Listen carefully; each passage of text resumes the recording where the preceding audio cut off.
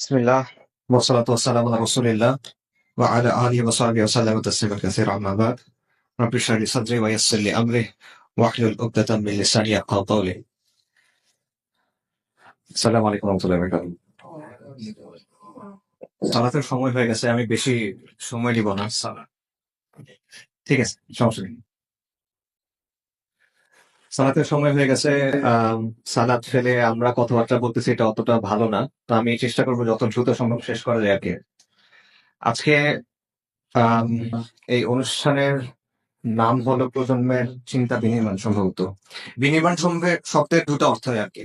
একটা অর্থ হলো তৈরি করা, আরেকটা অর্থ হলো কোনো কিছু ভেঙে তারপর তৈরি করা। মানে বিনির্মাণে যদি আপনি ইংরেজি করেন, ইংরেজি হবে ডিকনস্ট্রাকশন। তো ডিকনস্ট্রাকশন মানে একটা জিনিসকে ভেঙে ফেলা, আবার নির্মাণ হলো তৈরি করা। তো বিনির্মাণের আমার কাছে সুন্দর অর্থ মনে হয় যে একটা জিনিস ভেঙে তৈরি করা। তো ভাঙার কাজটা আসলে একটু কঠিন। ভাঙার কাজটা এক অর্থে সহজ আবার, কিন্তু ভাঙার কাজটা একটু রুক্ষ আর কি। তো আমি কিছু কথা বলবো, এটা হয়তো বা একটু অন্যরকম লাগতে পারে, এটা শুনে এটা ভাঙার জন্য আসলে মনে হয় দরকার। আর আরেকটা বিষয় হলো, দুইটা ফার্স্টে কথা অ্যাড করা। প্রথমটা হলো যে আইডল কথাটা আমরা ইউজ না করি। আইডল শব্দের অর্থ হলো মূর্তি। ঠিক আছে না? আইডল শব্দের আইডোলেট্রি, মূর্তি পূজার ইংরেজি কি? আইডোলেট্রি, রাইট? সো আইডল শব্দের মাত্র হলো মূর্তি। তারুণ্যের আইডল, তারুণ্যের আইকন, এই কথাগুলো মোহাম্মদ থেকে বলে আমি বুঝি। আমি কারো সমালোচনা করার জন্য বলছি না, ইন জেনারেল এগুলো আমাদের ইউজ করা উচিত না। আমরা আপনার ভাই, কিছু কথা বলতেছি, এটাই, এর বেশি আর কিছু দরকার নেই। আলহামদুলিল্লাহ। আরেকটা বিষয় হলো যে আলোচনার বিষয়বস্তু। আলোচনার বিষয়বস্তু নিয়ে আমার সবসময় কষ্ট হয়। ভাইরা আগে থেকে আলোচনার বিষয়বস্তু ঠিক করতে চায়, কিন্তু আমার একদম লাস্ট মোমেন্টে গিয়ে আলোচনার বিষয়বস্তু ঠিক হয়। সো এটা একটা ঝামেলা হয়ে যায় যে শিরোনামের সাথে দেখা যায় আমরা আলোচনা মিলে না। এটা খুব কমন হয় আমার। তো এখানেও আলোচনার বিষয়বস্তু হলো আধুনিক বিষয় ব্যবস্থা, বাট আমার আলোচনার বিষয়বস্তু এটা না। আমার আলোচনার বিষয়বস্তু কিছু সম্পর্ক আছে, বাট একটু ডিফারেন্ট। ঠিক আছে? আমার বিষয়বস্তু হলো যে আধুনিক বিশ্ব ব্যবস্থা যেটা, এটা আপনার জন্য এটার বাস্তবতা কি, এবং এখানে আপনার চিন্তা করাটা কিভাবে উচিত, আপনার কি করা উচিত, এই জিনিসটা। ঠিক আছে? সো ধরেন আধুনিক বিশ্ব ব্যবস্থার অনেক ইস্যু এখন আছে, গরম গরম ইস্যু। মনে করেন আমেরিকা এবং চীনের নতুন স্নায়ুযুদ্ধ হচ্ছে, নতুন কোল্ড ওয়ার, মাল্টিপোলার ওয়ার্ল্ড, কি জানি, বহু মেরুর বিশ্ব। আগে খালি আমেরিকা ছিল, এখন চীন, আমেরিকা, রাশিয়া, নানা জায়গায় নানা সেন্টার অফ পাওয়ার তৈরি হচ্ছে। এটা একটা বিষয় আছে। ট্যারিফ যুদ্ধ, এটা নিয়ে একটা বিষয় আছে। আরাকানের করিডোর, এটা নিয়ে একটা আলোচনা আছে। চট্টগ্রামের বন্দর দিয়ে দিচ্ছে কাকে, এটা নিয়ে কথা আছে। আজকে রাত থেকে ভারত পাকিস্তান যুদ্ধ হবে কিনা, এটা নিয়ে কথা আছে। আমি ফেসবুকে ঢুকে দেখছি এটা নিয়ে গরম হয়ে আছে ফেসবুক, যে গাছবাতল হিন্দ শুরু হয়ে যাচ্ছে, এরকম একটা ব্যাপার। তো সংস্কার নাকি নির্বাচন, এটা দেশের মধ্যে কথা আছে। ইউরোপিয়ান ইউনিয়ন এটা নিয়ে কথা বলে। তো এরকম অনেকগুলো বিষয় আছে, অনেক ইস্যু আছে। আমি চেষ্টা করব এই জায়গাটাতে আমরা যদি একটু সিস্টেম্যাটিক্যালি চিন্তা করতে পারি। যেমন মনে করেন আপনারা সবাই সরল অঙ্ক করছেন না? সরল অঙ্ক কিন্তু ধাপে ধাপে আপনার আগাইতে হয়, এক লাইনে শেষ হয় না। অনেকগুলো লাইন ধাপে ধাপে করে অঙ্কটা মেলাতে হয়। যে কোনো সিস্টেম্যাটিক চিন্তা কিন্তু এভাবে করতে হয়। যে কোনো, এটা আপনি সেকুলার চিন্তা বলেন বা যদি আপনি ইলমি চিন্তা বলেন, ধরেন তাফসীরের আলোচনা, ধাপে ধাপে আগায়, কিন্তু ফট করে একটা কথা বলে দেয় না। হাদিসের ব্যাখ্যা, ফিখে সবচেয়ে বেশি এটা হয়। ইস্তিনবাত যখন করা হয়, একটা রুলিং যখন আসে, ধাপে ধাপে, এই যে এটা হলো নস, এটা হলো শানে নজরুল, এটা অমুক বলছেন, এটা তমুক বলছেন, তারপর সমন্বয় করে আমরা একটা জিনিস পাচ্ছি, রাইট? তা আমাদের চিন্তা আসলে এভাবে করা উচিত, বিশেষ করে বড় বড় সমস্যা নিয়ে। কিন্তু আমরা এভাবে চিন্তা করি না। আমরা চিন্তা করি এক লাইনে চিন্তা, যেটা একটু মানে ভাল লাগে শুনতে, বলতে ভাল লাগে, সহজ লাগে, একটু উত্তেজনা হয়। এটা চিন্তা হিসেবে এটার কোয়ালিটি ভালো না। চিন্তা ভালো হয় যখন আপনি ধাপে ধাপে চিন্তা করতেছেন এবং আপনি প্রত্যেকটা ধাপকে চেক করতেছেন, এটা ঠিক আছে, আগের লাইনের সাথে মিলতেছে, পরের লাইনটা মিলতেছে, এভাবে। তো জাতি হিসেবে আমরা কিন্তু চিন্তা করতে পছন্দ করি না বাঙালিরা। আর আমাদের ইসলামিস্টদের মধ্যে এটার তুলনা, মানে ইসলামপন্থী যারা আমরা বলি, তাদের মধ্যে এটার প্রবণতাটা কম। তো আমি চেষ্টা করবো কয়েকটা জিনিস একটু মিলানোর জন্য। এজন্য আলোচনাটা বোরিং লাগবে, কিন্তু অ্যাটলিস্ট আমার সাথে যদি একমত নাও হন, কিন্তু এভাবে যদি আপনারা নিজেরা চিন্তা করার চেষ্টা করেন, ইনশাল্লাহ এটা উপকার হবে, ক্ষতি হবে না। ঠিক আছে? আর মানে এন্টারটেইনিং অনেক বক্তব্য আছে, ইনশাল্লাহ আপনাদের ওটার অভাব হবে না। আপনারা এটা আমার কাছ থেকে না পেলেও আপনার কাছ থেকে পাবেন ইনশাল্লাহ। আচ্ছা, সো আমি যেটা বলছিলাম যে আমাদের সামনে অনেক ইস্যু, অনেক সমস্যা, অনেক সংকট, অনেক কিছু। ওই যে বাংলা একটা প্রবাদ আছে যে সর্বাঙ্গে ব্যথা ঔষধ দিব কোথায়, যে সব জায়গায় ব্যথা, ওষুধটা কই দিব, রাইট? এবং আমাদের অবস্থা অনেকটা এরকম হয়েছে যে আমরা হারায় গেছি কোথায় আছি এটাও বুঝতেছি না, কোথায় যাবো এটাও বুঝতেছি না, কিভাবে যাবো সেটা তো বুঝতেছি না। তো এই জায়গাটায় যদি আমাদের একটা আম, স্পষ্ট করতে হয় বিষয়টা, বা নিজের মধ্যে চিন্তার একটা ক্ল্যারিটি আনতে হয়, তাহলে প্রথমে যে বিষয়টা বুঝতে হবে যেখানে মূল সমস্যা কোনটা। আমি আপনাদের একটা উদাহরণ দিই। মনে করেন একটা মানুষ খুব অসুস্থ, তার মধ্যে অনেকগুলো উপসর্গ আছে: জ্বর, বমি, মাথা ব্যথা, প্রচন্ড পেটে ব্যথা, রক্ত পড়তেছে, মাড়ি দিয়ে রক্ত পড়তেছে, মুখ থেকে রক্ত পড়তেছে, হয়তো বাথরুম দিয়ে রক্ত পড়তেছে, ব্লাড প্রেশার কমে গেছে। এখন এগুলো তো উপসর্গ। আপনার ঠিক করতে হবে যে উপসংহারের পেছনে কি আছে, কেন এই জিনিসগুলো হচ্ছে। কোন একটা মূল সমস্যা আছে যেই কারণে এই ব্যাপারগুলো হচ্ছে। ঠিক আছে? সো ডাক্তার কি করবে, সে এগুলা দেখবে এবং তারপর সে বলবে যে এটার মূল আন্ডারলাইন প্রবলেম হলো এটা। মনে করেন ডেঙ্গু, ডেঙ্গু হলে এই সবগুলা উপসর্গ আসে। কিন্তু আপনি যদি ডেঙ্গুর চিকিৎসা না করে তার শরীরে র্যাশ হয়েছে সেই র্যাশের চিকিৎসা করেন, বা জ্বর হয়েছে নাপা খাওয়ান, তাহলে তো হবে না। আপনার মূল সমস্যা কোনটা, মূল কারণ কি, মূল রোগ কি, সেটা চিহ্নিত করতে হবে এবং সেটার সমাধানের কথা ভাবতে হবে। এটা খুব ইম্পর্টেন্ট। সো প্রিন্সিপাল সমস্যা কোনটা, মানে মূল সমস্যা কোনটা, এটা আমাদের আইডেন্টিফাই করতে হবে। তা না হলে উপসর্গ থেকে যাবে, আপনি একটা উপসর্গের চিকিৎসা করবেন, একটা সিমটমের চিকিৎসা করবেন, আর একটা সিমটম দেখা দিবে, এটা হতে থাকবে। তো এটা যেরকম রোগীর ক্ষেত্রে বললাম, এটা সমাজের ক্ষেত্রে চিন্তা করেন। সমাজের ক্ষেত্রে মানব সমাজের মধ্যে মৌলিক একটা দুইটা সমস্যা থাকে, মূল একটা দুটা রোগ থাকে। ওই রোগের কারণে অনেকগুলা সিমটম দেখা দেয়। তা আমাদের সমাজে মনে করেন অনেক ধরনের সমস্যা আছে: দুর্নীতি আছে, অন্যায় আছে, অবিচার আছে, আহ মানুষ হক পায় না ঠিক মতো, ইনসাফ নাই, বিচার হয় না ঠিক মতো, শিক্ষার সমস্যা আছে, সন্ত্রাসের সমস্যা আছে, এরকম অনেক কিছু আছে। কিন্তু এগুলো সব উপসর্গ, এগুলোর পেছনে একটা মূল কারণ আছে, এবং এটা সমাধান করতে হলে আপনার ওই জায়গাটাতে ওষুধ দিতে হবে। মূল কারণটা চিহ্নিত করে ওটার জন্য একটা ওষুধ দিতে হবে। তো সেটা কোনটা, এইটা আমাদেরকে আইডেন্টিফাই করতে হবে যে আমাদের সমাজের মূল সমস্যা কোনটা, প্রধান কনফ্লিক্টটা কোন জায়গায়, প্রধান দ্বন্দ্বটা কোথায়, প্রধান সমস্যাটা কোন জায়গায়। এটা ইসলামের জায়গা থেকে চিন্তা করেন। ধরে নবী সাল্লাল্লাহু আলাইহি ওয়াসাল্লামের নবুয়তের সময় সারা, এখন আমরা জিওপলিটিক্যাল অনেক কথাবার্তা বলি না, জিওপলিটিক্স, তখনও তো জিওপলিটিক্স ছিল। ভূ রাজনীতি তখন ছিল না? ছিল।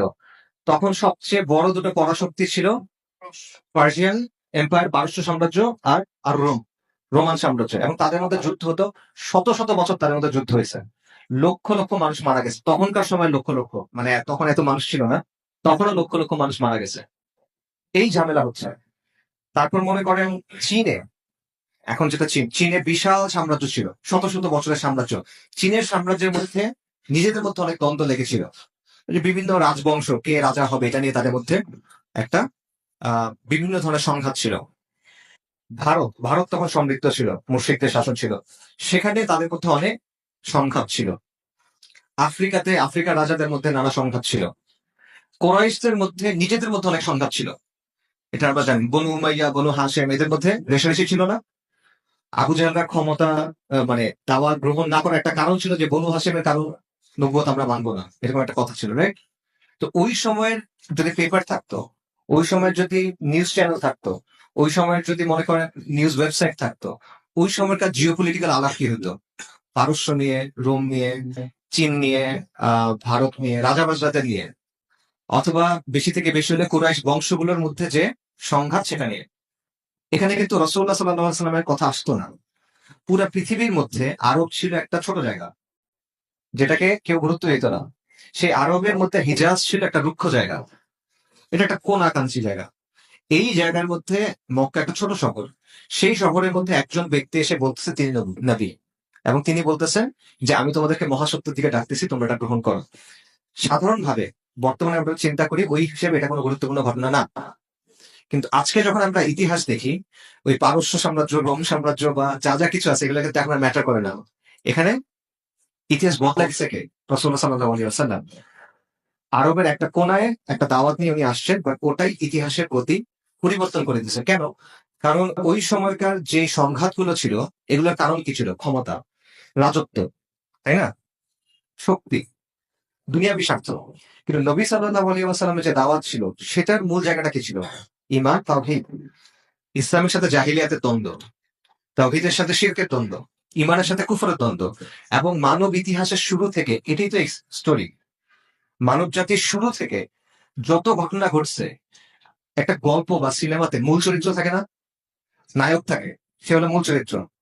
আর নায়কের ফ্রেন্ড থাকে, নায়কের মনে করেন এলাকার বন্ধু থাকে যে লাস্টে গিয়ে মারা যায়, তারপর কিছু পার্শ্ব চরিত্র থাকে, এরকম থাকে না? তো মানব ইতিহাসের মূল চরিত্র কারা? আম্বিয়া কেরাম আলাইহিস সালাতু ওয়াস সালাম। এখানে সন্দেহ আছে কোনো? না। মানব ইতিহাসের মূল চরিত্র এটা, মানব ইতিহাসের মূল স্টোরি এটা। ইসলাম আর জাহিলিয়াতের দ্বন্দ্ব যে কোনো সময়ে পৃথিবীতে মূল চরিত্র তারাই যারা ইসলাম এবং জাহিলিয়াতের যে দ্বন্দ্ব, এখানে ইসলামের পক্ষে আছে। মূল শক্তি তারাই, মূল চরিত্র তারাই যারা ইমান ও কুফরের দ্বন্দ্বে ইমানের পক্ষে আছে। রাইট? সো এই জিনিসটা বোঝা যে আলটিমেটলি এখানে মূল বিষয়টা ইতিহাসের গতিপথ পরিবর্তনের যে ব্যাপারটা, সবচেয়ে ইম্পর্টেন্ট বিষয়টা সবসময় হলো ইমান এবং কুফরের দ্বন্দ্ব, তাওহীদ এবং শিরকের দ্বন্দ্ব। এটা বোঝা।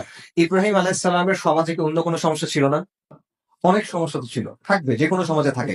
উনি কি করলেন? উনি কি মূর্তি ভাঙলেন না? কারণ ওটা মূল সমস্যা। ওই যে বললাম আপনার মূল রোগ কোনটা আপনার বুঝতে হবে। ইব্রাহিম আলাইহিস সালাম বুঝছেন, উনি গিয়ে মূর্তি ভেঙে দিয়েছেন। রাইট? এটা হলো ডাক্তার। মানে মানে ওই অর্থে ইব্রাহিম আলাইহিস সালাম বুঝছেন যে মূল সমস্যা এটা শিরক। সো শিরকটা এই করতে হবে, শিরকের বিরুদ্ধে বলতে হবে। উনি প্রতিষ্ঠা করতে পারেন নাই, ওনাকে হিজরত করতে হয়েছে, কিন্তু উনি এটা বলে দিচ্ছেন স্পষ্ট করে। ঠিক আছে? এই বিষয়টা বোঝা। এবং সমস্ত আম্বিয়া কেরাম আলাইহিমুস সালাতু ওয়াস সালাম তাদের দাওয়া যদি দেখেন, দাওয়া কিন্তু এটাই, ওয়ালাকাদ বা'আসনা ফি কুল্লি উম্মাতিন রাসূলান আন ইয়াবুদুল্লাহ ওয়াসতানিবুত তাগুত।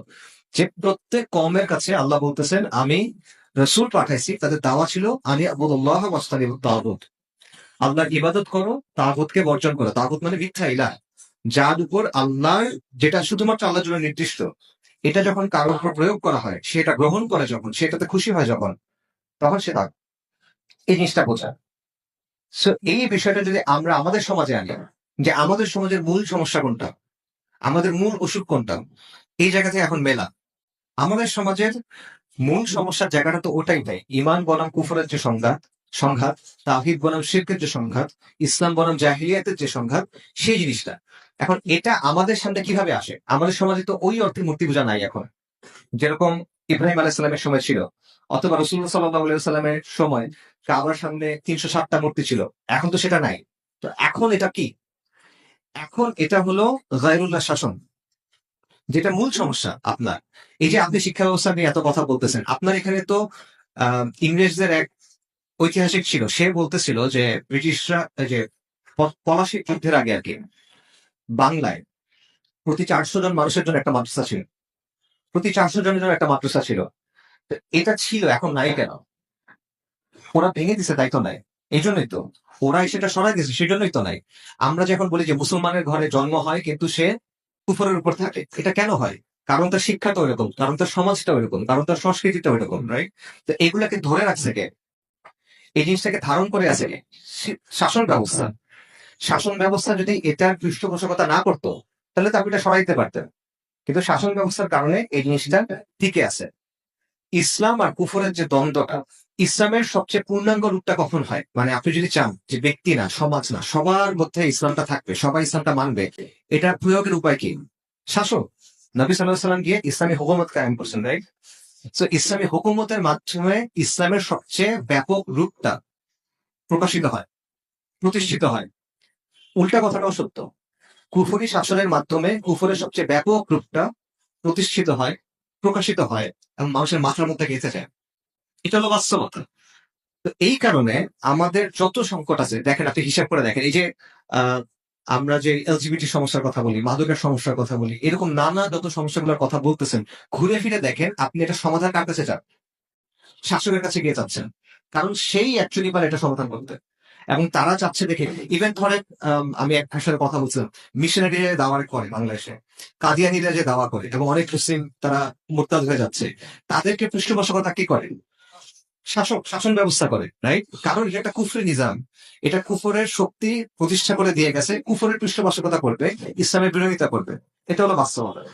কাজেই এই জায়গায় আধুনিক যে শাসন ব্যবস্থা, গায়রুল্লাহ শাসন যে ব্যবস্থা, সেকুলারিজম যেটাকে বলা হয়, এটার সাথে ইসলাম সম্পূর্ণ বিপরীতমুখী। এই শাসন ব্যবস্থা বলে যে শাসনের ভিত্তি হবে মানুষের আকল। মানুষ চিন্তা ভাবনা করে বিভিন্ন মতবাদ বানাইছে, বিভিন্ন ব্যবস্থা বানাইছে, এটার মাধ্যমে শাসন হবে। আর ইসলাম বলে ইনিল হুকমু ইল্লা লিল্লাহ, আল্লাহ সুবহানাহু ওয়া তাআলার ইবাদত যেমন আল্লাহ সুবহানাহু ওয়া তাআলার জন্য, দোয়া যেমন আল্লাহ সুবহানাহু ওয়া তাআলার জন্য, শাসনের কর্তৃত্ব আল্লাহ আযজা ওয়া জাল্লার জন্য। এবং এটা মানুষ চালাবে, কিন্তু এই ব্যবস্থাটা মানুষ চেঞ্জ করতে পারবে না। ব্যবস্থার মধ্যে খুঁটিনাটি কিছু বিষয় আছে যেখানে হয়তো আপনি পরিবর্তন করতে পারবেন, কিন্তু মৌলিক ব্যবস্থাটা আল্লাহ আযজা ওয়া জাল্লা ঠিক করে দেওয়া। সো এই জায়গায় দুইটা জিনিস মুখোমুখি দাঁড়ায় আছে। এবং আপনার শত্রু যদি একটা, মনে করেন কারোর সাথে আপনার শত্রুতা আছে, সেই শত্রু একটা গ্রামের পরে গালে সেই পুরা গ্রামটা নিয়ন্ত্রণ করে, ওই গ্রামে আপনি কিরকম অবস্থা থাকবে? আপনি দুর্বল অবস্থায় থাকবেন। আপনার মাথা নিচু করে হাঁটতে হবে, আপনি চেষ্টা করবেন রাস্তায় বের হয়ে তাড়াতাড়ি শেষ করে বাসায় ফেরত চাইতে, তাই না? আপনি ভয়ের মধ্যে থাকবেন, আপনি কোণঠাসা হয়ে থাকবেন। আমাদের অবস্থাটা কিরকম? একই অবস্থা। তো এই সমস্যাটার মূল জায়গাটা হলো এই জায়গাটা। সেখানে মৌলিক যে দ্বন্দ্বটা, সেই দ্বন্দ্বটা হলো আমাদের সমাজের জন্য ইসলামী ব্যবস্থা আর কুফরি ব্যবস্থার মধ্যে যে দ্বন্দ্ব, সেটা এটার সলিউশন যদি না হয়, অন্য যত সমস্যা আপনি দেখতেছেন এটা সমাধান হবে না। আমাদের সমাজের মতাদর্শিক যে দ্বন্দ্বগুলো আছে এগুলো দেখেন, মনে করে কিছুদিন আগে নারী কমিশন, এটা নিয়ে অনেক আলাপ আলোচনা হইল। তারা যে কথাগুলো বলতেছে এগুলাতে একটা আকিদা থেকে আসতেছে। ওটা আকিদাটা কি? এটা কুফরের আকিদা, যেটা পশ্চিমা বিভিন্ন মতবাদ মতাদর্শ এই জায়গা থেকে আসতেছে। তারপর মনে করেন এই যে আওয়ামী লীগের শাসনের সময় পুরো বাংলাদেশের মানুষ এত কষ্ট হইল, তাদের আদর্শিক ভিত্তিটা কি? বাঙালি জাতীয়তাবাদ, রাইট? এটা একটা মতবাদ তাদের, এটা একটা আকিদা তাদের। তারপর মনে করেন শাহবাগের কথা আমরা বলি, যে শাহবাগের সাথে আমাদের যে সমস্যা, শাপলা বনাম শাহবাগ ইত্যাদি ইত্যাদি। শাহবাগের তো একটা আকিদাগত ভিত্তি আছে, তারা তো একটা বিশ্বাসের উপরে কাজ করে, তাই না? সেই বিশ্বাসটা কি? আবারও দেখেন, কুফরের একটা অংশ। তো এই সবগুলার গোড়াটা কোথায়? এই সবগুলার গোড়াটা হলো এই যে কুফরি নিজাম, যেটা আমাদের উপর ফিরিঙ্গি কাফেররা এসে চাপাই দিয়ে গেছে, এবং এটা এখনো পর্যন্ত আমাদের উপর আছে। তো আমরা যদি চাই যে এই সমস্যাগুলোর সমাধান করতে, ওই যে আপনি যদি মূল রোগের সমাধান করতে চান, তাহলে আপনার এই জায়গাটার সমাধান করতে হবে। এটা সহজ না, এটা সহজ না, এটা একদিনে হবে রাতারাতি হবে এটা আমি বলতেছি না, কিন্তু আমি বলতেছি আপনার তোকে বুঝতে হবে ভাই। আপনার মনে করেন কিডনি নষ্ট, আপনি চামড়ার মধ্যে ওষুধ লাগাচ্ছেন, লাভ নাই তো। আপনার আগে একটু বুঝতে হবে যে আমার কিডনিটা নষ্ট, আমার কিডনিটা একটা সলিউশন করা লাগবে। পারবো কি না পারবো এটা ভিন্ন কথা, অ্যাটলিস্ট বুঝতে তো হবে আমার সমস্যাটা কোন জায়গায়। তো এটা আর কি বিষয়টা। এবং আমরা যদি নবীদের দাওয়া, নববীদের দাওয়াটা আলাইহিমুসসালাম তাদের দাওয়া অনুসরণ করতে চান, তাদের দাওয়া কিন্তু সবসময় এই মৌলিক জায়গাটায় কাজ করছে। এটা ছেড়ে দিয়ে অন্যদিকে কাজ করেন নাই। ঠিক আছে, অন্য জিনিসও তারা করছেন, তারা সমাজের ইসলাহ করছেন, আমর বিল মারুফ নাহি আনিল মুনকার করছেন, কিন্তু তারা কেউ এই মৌলিক বিষয়টা ছেড়ে দেন নাই। আমাদের সমস্যা হচ্ছে আমরা অন্য অনেক কাজ করতেছি, কিন্তু এই মৌলিক কথাটা ছেড়ে দিচ্ছি। মানে সব নবীর যে মিশন, এই মিশনের শুরু তো দাওয়া থেকে নাকি, মানে ওয়াহি থেকে, তারপর দাওয়া থেকে। তো তো আপনার এবং দিন ইসলামের ক্ষেত্রে কোন দল, কোন মানহাজ, কোন মানে যতগুলা এই যে মাক্তাবাতুল ফিকর আছে, স্কুল অফ থট আছে, বিভিন্ন ধারা আছে না, কেউ দাওয়াকে অস্বীকার করে না, সবাই বলে দাওয়া করতে হবে, রাইট? যারা জিহাদের কথা বলে তারা দাওয়ার কথা বলে, যারা অন্যান্য জিনিস বলে সবাই দাওয়ার কথা বলে। দাওয়ার ভিত্তিটা কি হবে? এটা দাওয়ার ভিত্তি হতে হবে আপনার, যেটা মৌলিক যে দত্ত সেই জায়গাটা। তো এই বিষয়টা বোঝা, এবং এইখানে আমাদের মধ্যে একটা বড় কনফিউশন আছে। সেটা হলো আমাদের মধ্যে অনেকেই আমরা মনে করি যে আমাদের মূল সমস্যাটা হলো হিন্দুত্ববাদের সাথে মুসলিমদের, অথবা হিন্দু বনাম মুসলিম দ্বন্দ্ব। না, ব্যাপারটা এরকম না। আমি এটা একেবারেই মনে করি না। কেন দেখেন, কারণ উপমহাদেশে মুসলিমরা একবার যখন প্রতিষ্ঠিত হয়েছে, এরপরে হিন্দুরা আমাদের পরাজিত করতে পারে নাই। হিস্ট্রিতে নাই, খুঁজে দেয়, একবারও তারা আমাদের পরাজিত করতে পারে আলহামদুলিল্লাহ। শুধুমাত্র সুলতানি শাসনের সময় 2-3 বছরের জন্য রাজা গণেশ নামে এক রাজা ছিল, সে চক্রান্ত করে ইলিয়াস শাহী বংশের একজন রাজাকে মেরে ফেলছিল। সে ক্ষমতায় আসছিল এবং সেই সময় সে অনেক আলেমদের অত্যাচার করছিল, আলেমদের দুবাই পারছিল, এটসেট্রা এটসেট্রা, কিন্তু সেও টিকে থাকতে পারেনি। এই আওরঙ্গজেবকে কোনো হিন্দু পরাজিত করতে পারছে? টিপু সুলতানকে কোনো হিন্দু পরাজিত করছে? সিরাজউদ্দৌলাকে কোনো হিন্দু পরাজিত করছে? এইখানে যে মুসলিম সালতানাত ছিল, কোনো হিন্দু পরাজিত করতে পারছে? পারে নাই। কে পরাজিত করছে আমাদেরকে? ফিরিঙ্গিরা পরাজিত করছে। হিসাব করে দেখেন, আমরা একবার এখানে প্রতিষ্ঠিত হওয়ার পর মুশরিকিনরা আমাদের কখনো পরাজিত করতে পারেনি, আমরা বারবার তাদের পরাজিত করছে। মুশরিকরা কি করছে? ওরা হলো ইংরেজদের জুনিয়র পার্টনার হিসেবে সামনে আসছে, ইংরেজদের সামনে রাখছে, ওরা ইংরেজদের পিছনে গিয়ে বুদ্ধি দিচ্ছে, ইংরেজদের মানে কর্মচারী হিসেবে তারা কাজ করছে, তাই না? মূল শত্রুটা কারা ছিল? ইংরেজরা। এবং তারা আমাদের শিক্ষা ব্যবস্থা, আমাদের সমাজ ব্যবস্থা, আমাদের শাসন ব্যবস্থা, আমাদের রাজনৈতিক ব্যবস্থা, প্রত্যেক জিনিস ভেঙে চলে দিয়ে গেছে। এবং যাবার সময় তারা কি করছে?